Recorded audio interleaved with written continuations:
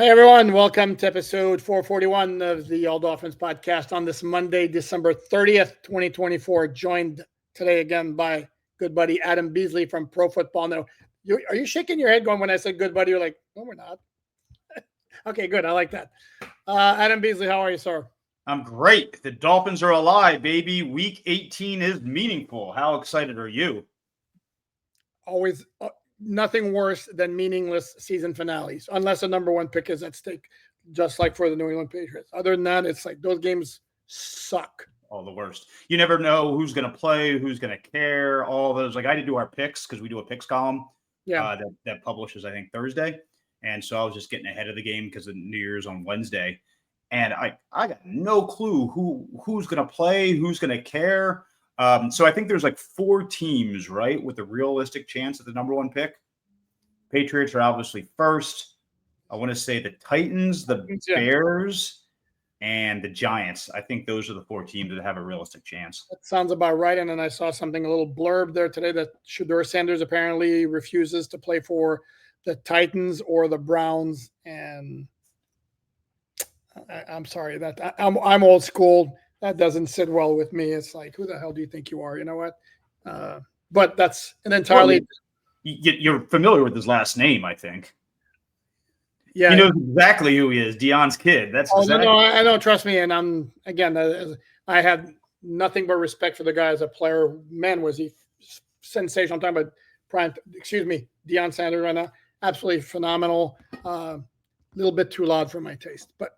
I mean, I like my players like Barry Sanders, for example, who would like score a touchdown after juking 17 guys out of their shoes and would just hand the ball to the referee. I find it hard to believe that you have an old school sensibility to you, Alan. Shocking, right? Let's dive into this. We're not here to talk about me, old people, old school, or Deion Sanders or his kids. We're here to talk about the Miami Dolphins, Tua Tagovailoa's injury. She's an enigma wrapped around a riddle and inside of, I don't remember how the saying goes from the movie JFK. And then the Dolphins playoff situation, Tyler Huntley's performance against the Cleveland Browns. And let's start with this because it's interesting. You mentioned you don't know who's going to play who. And Andy Reid apparently did a press conference on Monday and was not yet ready to say if he's resting his starters, as is the wide suspicion. If you're a Dolphin fan, Bees, what's your level of optimism that he actually plays some of his frontline guys? Okay, so I mean, it's a long time to sit for 3 weeks. Like that is a long time. So I could see them treating it like a preseason game, maybe 2 or 3 series, maybe a quarter, just to get these guys through the routine of playing and all that. So you just got to hope it's 21-0 at the end of the first quarter, right? Yeah. I mean, that's kind of what the Bills did to the Dolphins. I was about to bring that up. I was not to bring up bad memories, but that kind of sounds familiar. Yeah. Yeah. So, but I think that's the best case scenario for the Dolphins. I think the odds are you're going to be seeing Carson Wentz for 4 quarters on Sunday, which, okay, obviously Carson Wentz has had his ups and downs, but if you're having a 1 in a million shot, right? You lotto ticket to get to the playoffs. You could do a lot worse than Carson Wentz, right? Sure. I mean, some of these teams have dreadful backups that that there's no chance. Now, we don't know what other skill position players are going to be available. You still got to play like 45 guys, right? I mean, you can't sit everybody. So I would imagine that like Kelsey obviously won't play. Pacheco won't play. Chris Jones won't play, the stars won't play, but you're going to still see some starters out there because they just don't have enough bodies. You can only call up so many dudes from practice squad in a week. They're going to have to play some, right? They're going to have to play some of their real guys, which is helpful. However, I did the research. The last time the Chiefs were in this exact position, this 2020, they use exactly one of their offensive starters. That was DeMarcus Robinson. Sorry, 2. Sorry, a guard named Nick Allegretti. Those were 2. Everybody else, including the offensive lineman, sat. And on defense, I had 5 guys. Chris Jones actually played that game. He played 1 snap, though. But I don't know exactly why you play him 1 snap. But they used 5 of their starters. Like all their frontline guys sat. They lost to the Chargers. Last year, as somebody pointed out to me on social media, the Chiefs had clinched a number 3 seed when they played their regular season finale against the Chargers and sat just about everybody, did win 13-12. However, as I wrote on Miami Dolphins on SI.com, they were facing a Chargers team that was 5-11 with an interim head coach and with Easton Stick at quarterback. So kind of a different story now that you're dealing against a Denver Broncos team that is hoping to avoid what would be you want to talk about a collapse. They were 9-6 before they lost to the Chargers on Thursday night, before they lost to the Bengals on Saturday night. And then, so that's, as Mike McDaniel said, both games are going to be 4:25 p.m. Dolphins, Jets, KC at Denver. For the Dolphins, Jets, the big question right now is who's going to play quarterback based on indications. Mike McDaniel, if we're trying to read between the lines, what he's going to say, because he's not going to say everything about Tua's situation. Are you with me on that? Yeah, no. I do think that he is intentionally being closer to the vest than he needs to be, but I also think there's a real chance that Tua doesn't play. Oh, I agree. Like, I think there's everyone's wondering how can he put himself at risk at serious injury? Like if you can't if it's really dangerous now, why wouldn't it be really dangerous next week? I think we're thinking about this the wrong way. It's not like there's a slight tear that could be a big tear. My guess is that it's the dude can't move. Like the guy cannot protect himself and avoid what could be an onslaught of defensive linemen, as we saw what Snoop Huntley had to deal with on Sunday. That's how I'm reading it. Like if Tua can scramble enough to protect himself and not put himself at risk for a fifth concussion, then we'll play him. But if not, I'm sorry. I'm glad they're taking the long view and they're looking out for his long-term best interest. There's a real risk that Tua could get hurt seriously if he's not healthy enough to play, particularly because Teron Armstead seems like he's not going to be a go. I mean, we saw some good things out of Isaiah Wynn, but Liam Eichenberg is still a liability out there. Robert Jones had a bad game, in my opinion. Kendall Lamb didn't have a great game. Like that was a bad game by the offensive line. I think the Dolphins were very fortunate in their opponent in Week 17. I think that if they would have, particularly how they played the first half, they would have played a really good team. It would have been a much different outcome. Now, the good news is the Jets suck too, right? And they might be mailing it in even more than the Dolphins are, and we'll see how much Rodgers even plays. He didn't seem at all interested in playing in that game last week. So we'll see. But long answer to a short question, I think 50-50, maybe at best, that Tua plays this week. Yeah, I'm not even sure if I go that high. I think, again, based on what he's saying. And for me, and I understand it's a real tough position that football coaches are placed into in talking about injuries, because they want to be forthcoming, and it certainly applies to Mike McDaniel. He wants to be forthcoming, but he's going to protect his player. He wants to protect certain, state secrets that maybe doesn't feel everybody needs to know. So I don't know that no matter how transparent he's trying to be, that we're always going to get the clear picture. And when I hear it's the same hip that Tua injured at Alabama, but per Tracy Wolfson, it's not in the same area of the hip. Well, the hip's not that big.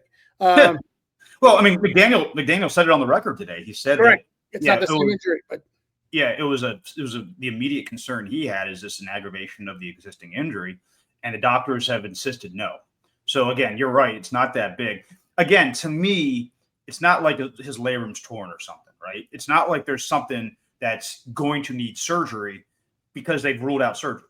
So whatever it is, I think more than anything, Tua just can't function and play the quarterback position the way he needs to with that discomfort. That he might have instability, might have weakness, whatever it is. That's my read of the story. Not that, oh my God, there's a hairline fracture, and if he gets hit again, his hip's going to explode. I know I've seen some crazy conspiracy theories out there on Twitter. Go figure, right? To me, that's my read of it. They say he needs rest, and there's only 6 days until the game, so it might not be enough time. No, I agree. And you mentioned the game yesterday, and this is totally off topic, but had Jameis Winston been the quarterback yesterday, I think the Dolphins might have been in trouble, and it has nothing to do with Tyler Huntley because I thought Tyler Huntley was borderline great. I mean, if you look at his passing numbers, but the offense sucked in the first half because, again, it's penalty. That double reverse to Malik Washington that loses 11 yards. It was highly dysfunctional. And it's interesting. I went back to look at the game book against Indianapolis, which was Tyler's third start. And I'm looking, there's a drive they had 3 penalties on offense in the drive. Another drive, they had 2 penalties. This is why you can't function like that. And this even with Tua, when the Dolphins get penalties, get behind the sticks, their offense right now is pretty much dink and dunk. They can't convert 3rd and 15. The way that they were more able to in 2022 and 2023. So I think they would have have a problem. But I was shocked at how good Huntley was because I was left massively unimpressed after the first 3 starts. And yesterday it was like, man. You've got a historian's brain when it comes to the Dolphins. That's the best backup quarterback performance since when for this team? You know the one that jumped out to me? Your friend and mine. What are you talking about? I've had a great training camp. Oh, an Osweiler special. Brock Osweiler had a game against the Bears in 2018. Dolphins won 31-28 in overtime, and he threw for like 380 yards. So that was a very good performance. But they haven't had. I'll give you another one that I thought was pretty good. Teddy Bridgewater. Yes, I'm going to say it for those listening on the podcast, my loyal followers, and those who are annoyed that I keep bringing up Teddy. Teddy was very good when he came in for. This was actually not a start. This was coming in relief of Skylar Thompson early in the second quarter. Had a very good game against the Vikings, and chances are the Dolphins would have won if not for Jalen Waddle fumbling at the Minnesota 30-yard line.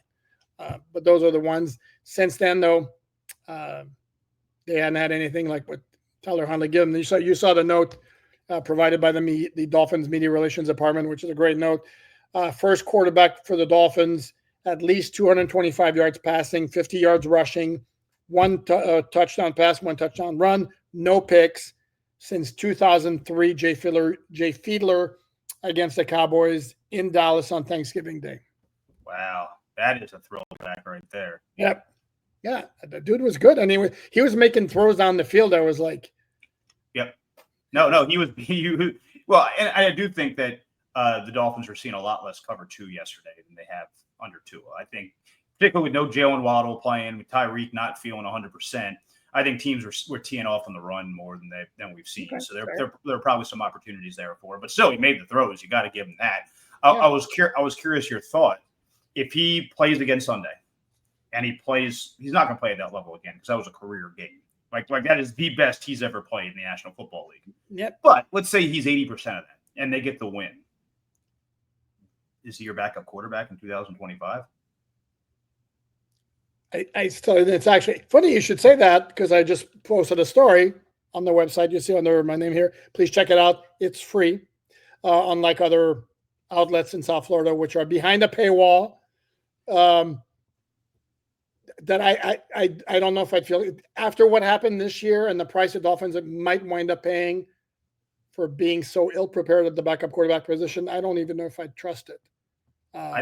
Here's what I was thinking. Go ahead. Barry and I kind of went back and forth on Twitter about the necessity to draft a quarterback in April. Okay. And I'm not talking at 14 or 18, whatever it is they end up picking. I'm talking about day 2, maybe day 3, but I would prefer a day 2 pick if there's one that you like. To me, if you're able to bring back Snoop at $4 million or whatever it is you can get the guy for, then I think that gives you the latitude to go draft someone. Like, if they pull, a Sam Darnold situation and pay $10 million for a premium backup, I wouldn't draft them. That's too much assets in 1 year. But if you're saving money and you can use that money on their many other needs they're going to have this offseason, then I would say, okay, you've got 2 third-round picks. Use one of those 2 on one of those quarterbacks that'll slide because one of those QBs will slide. I don't know, if it's Carson Beck, who it'll be, Quinn Ewers, somebody's going to slide that we think is going to go in the first round. It happens every year. I think the Dolphins need to take that guy and to groom that guy. And even if it is Beck and he can't play much at all his rookie year, that's not why you're drafting him. You're drafting him because you need a plan B at quarterback in case. Because look, if Tua doesn't play on Sunday, that's 6 of 11 games that he's sat. 6.5 because he got hurt midway through that Bills game. Yep, that's a big chunk of the season. That's like a third of the season the guy's missing.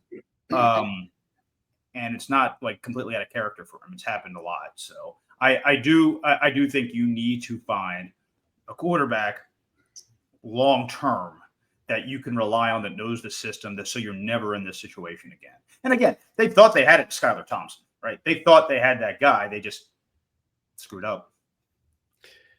Yeah. And yeah, I feel based on your hypothetical is if he has another performance like and to me it's not about win. I don't care if the win, obviously you want to win, but making a decision for 2025 is not dependent upon the Dolphins winning or losing. Is what's he look like? If he looks anything close to what he was yesterday, I could be on board with your plan. Where again, if the Dolphins had gotten this Tyler Huntley for the 4 games that they were without Tua early in the season, they don't go 1-3. Oh, agree. Totally agree. I think honestly, because you have every year, you have last week, late season extensions. You have guys that you want to make sure that you don't even worry about in the offseason. Correct. I would think about doing that with Snoop if it's the right number. I'm talking $2, $3, $4 million if he's okay with that. And I'd do it with Tyrell Dodson too. Yep. I would absolutely lock him down as a off-ball linebacker next year because, I mean, I would argue of the trio that they've used at that position now, right? Starting with David Long, Anthony Walker, and Dodson. Dodson, he's certainly made the most plays of the 3. He's had some misses too, but they all have. Correct. That's not a bad option. Him and obviously Jordan Brooks is playing out of his skull. I mean, that guy has been so good for this team. Yeah, you could talk. You could talk. There are a lot worse linebacker situations than that going forward. I'll buy that. Yeah, I would put a clause in his contract though that Tyrell Dodson, you must keep your helmet on at all times when you're on the playing field. I would think that would have to be a clause in the contract. You know what? I would approach Calais Campbell since he's not going to another team now. What do you think of the idea of coming back here?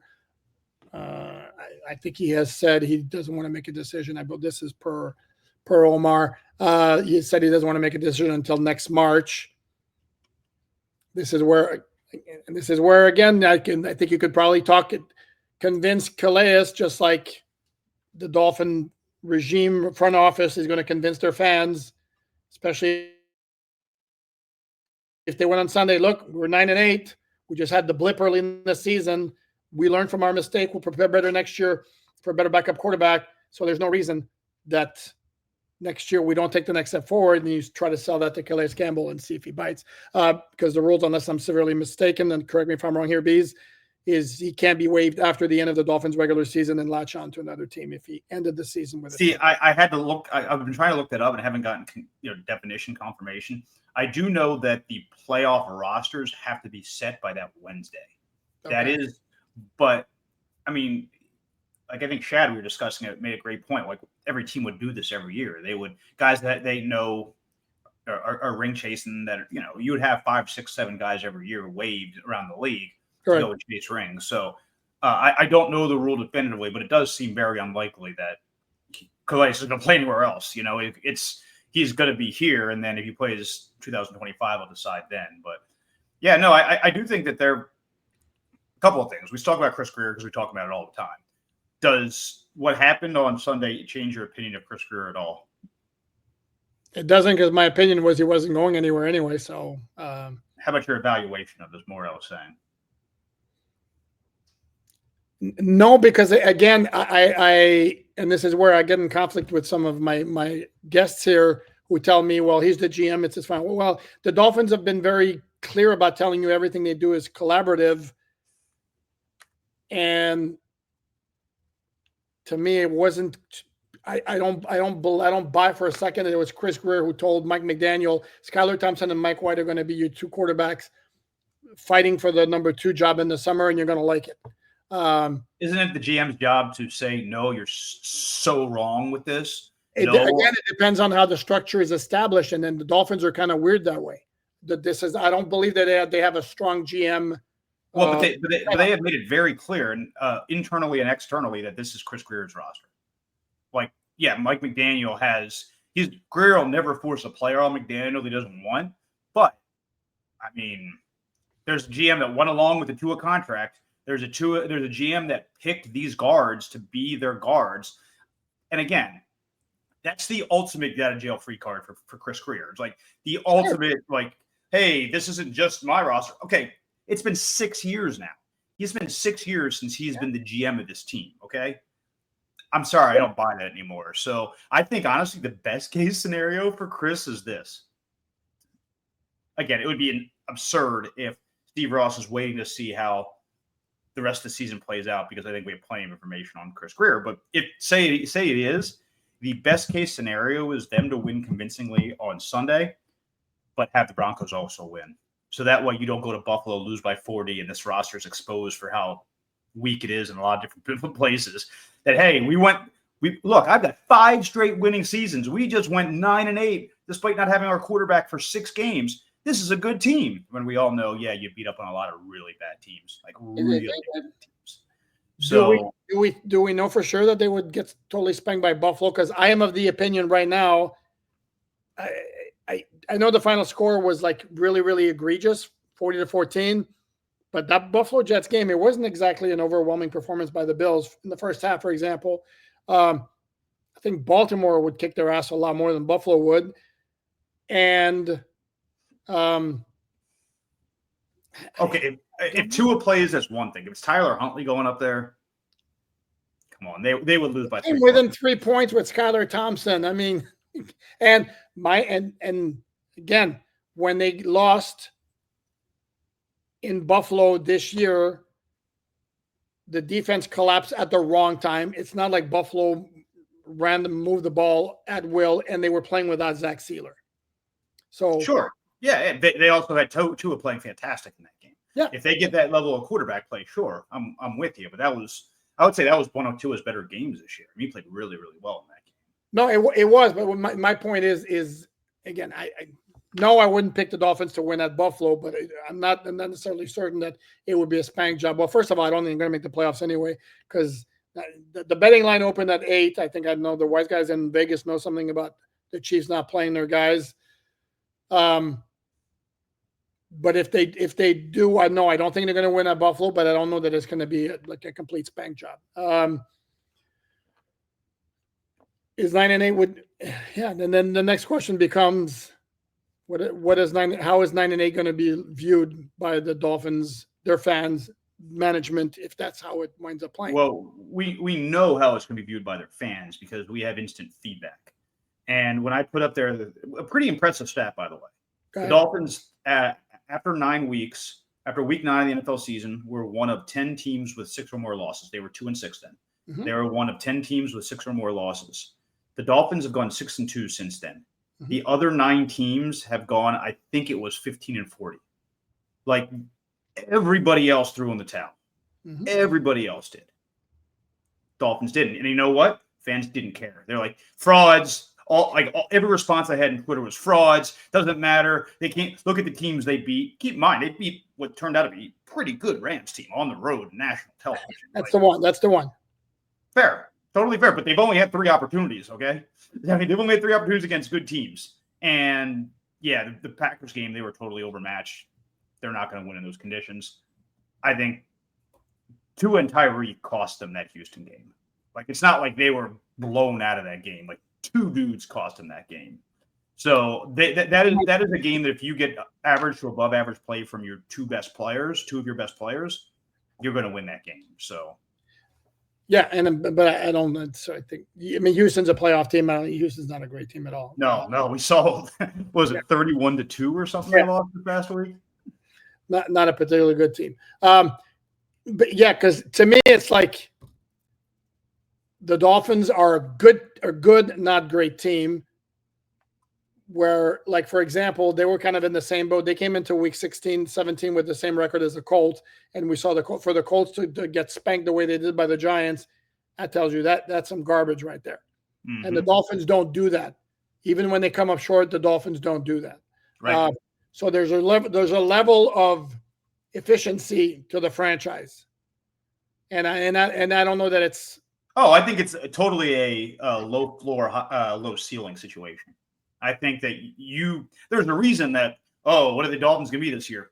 8-9, 9-8, 10-7, 7-10, because that's where they lived for the past 25 years. Like, seriously, aside from 2007 and 2019, where they were intentionally bad, when have they not been in that purgatory? That's a good point.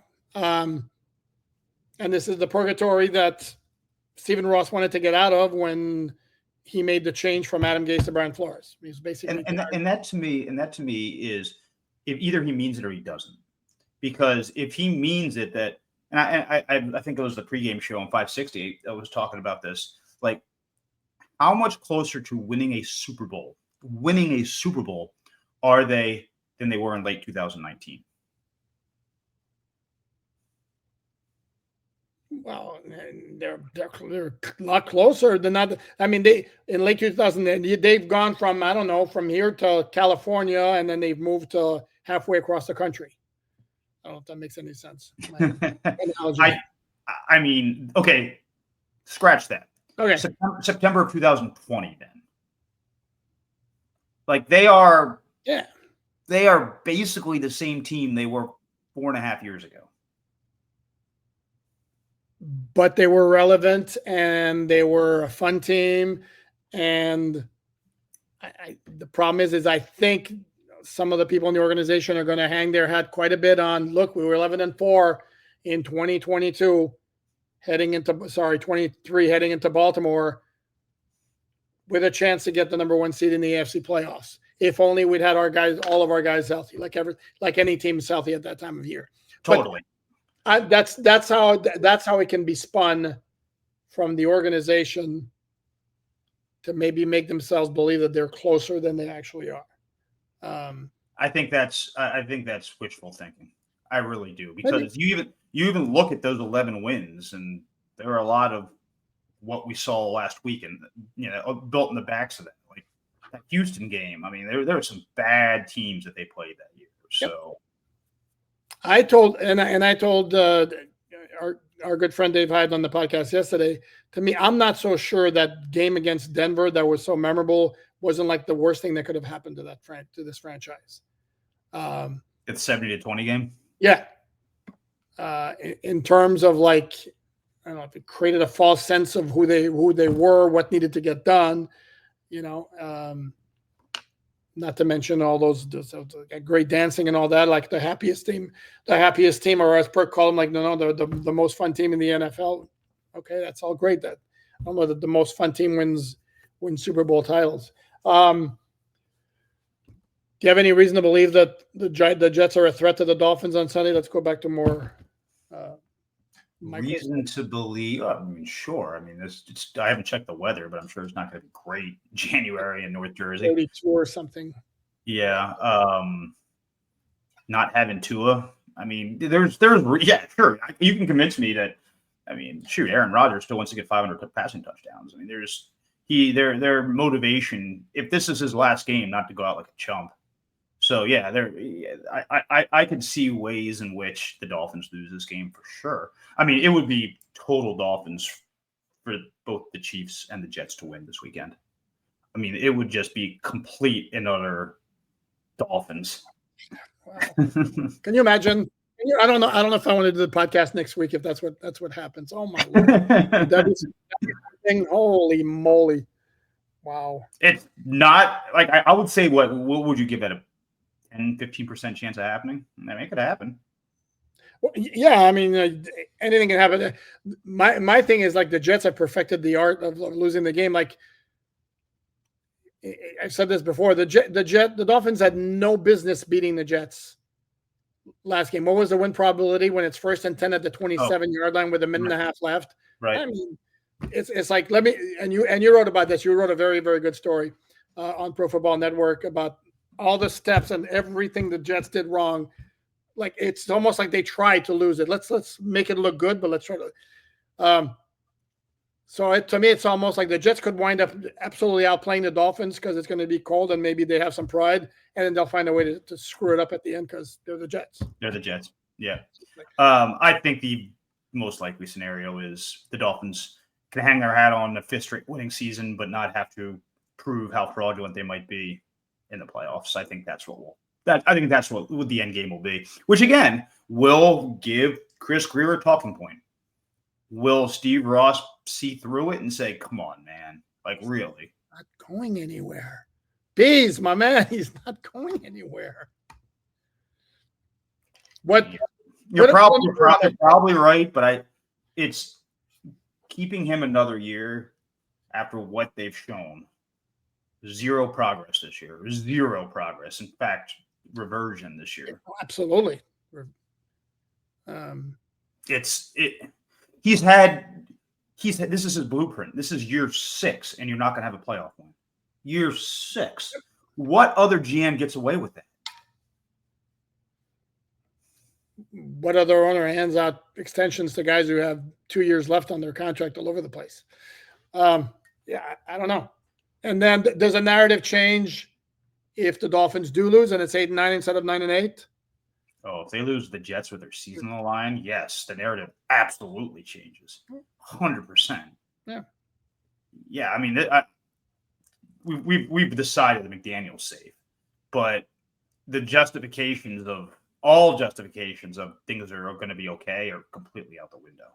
Completely. Because the Jets are all in Cancun mode right now. I mean, completely. You cannot lose that game. Cannot. No, that would be bad. Okay, so your official prediction comes out on. Oh, I've already picked the Dolphins. I mean, I'm picking the Dolphins in this game. Okay, good. Yeah, my line's coming out Saturday, but more than likely I'm going to pick the Dolphins. So we shall see. That's going to do it. Thanks as always to Adam Beasley. Catch us Fine Work Pro Football Network. You see your Twitter handle is at Adam Beasley. At Adam H. Beasley. Oh, sorry. See, Ben Allen. Please like, subscribe, share, all that good stuff. Bees, Happy New Year, my friend, if I don't see you before Wednesday. Everyone, please enjoy the rest of your day, and we'll catch you guys tomorrow behind enemy lines with Antoine Staley tomorrow. Have a good one, everyone.